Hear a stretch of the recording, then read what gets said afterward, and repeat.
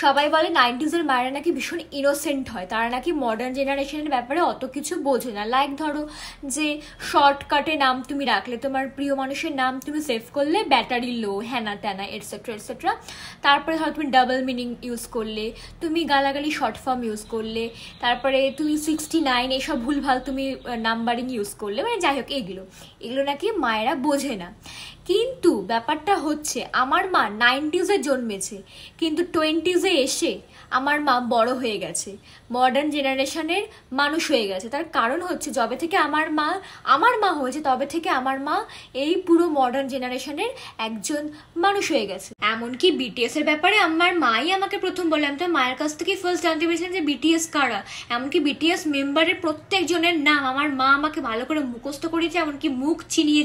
আর তার চেয়েও বড় কথা, আমার মা হচ্ছে কে ড্রামার অনেক বড় fan, K drama, BTS, K pop, মানে এগুলোর খুব বড় ফ্যান, ঠিক আছে? তার মানে এই না যে আমার মা বেঙ্গলি বা হিন্দি মুভি দেখে না, সবই দেখে, ওগুলোও দেখে, মানে কে ড্রামাও দেখে। এমনকি কে ড্রামা যে ছেলেগুলো মানে হিরোগুলো আছে ওগুলোকে আমার খুব পছন্দ।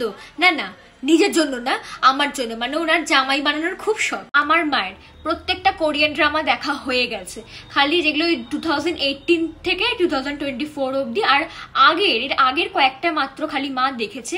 সব মা হিন্দিতে যেগুলো ডাবড হয় সেগুলো দেখেছে, যেগুলো ইংলিশে সাবটাইটেল দিয়ে হয় সেগুলো দেখেছে। আর যদি মাকে যখন আমি জিজ্ঞেস করছিলাম মা তুমি এগুলো বুঝতে পারছো ইংলিশে সাবটাইটেল দিয়ে, মা বলে হ্যাঁ বুঝতে পারছি, আর যা বুঝতে পারছি না তা আমি ছবি দেখে ঠিক বুঝে নিচ্ছি, মানে ভাবো। আর একটা সিরিজ আমার মা 2 থেকে 3 বার দেখেছে, যেমন Vincenzo, business proposal, blue sea etcetera etcetera.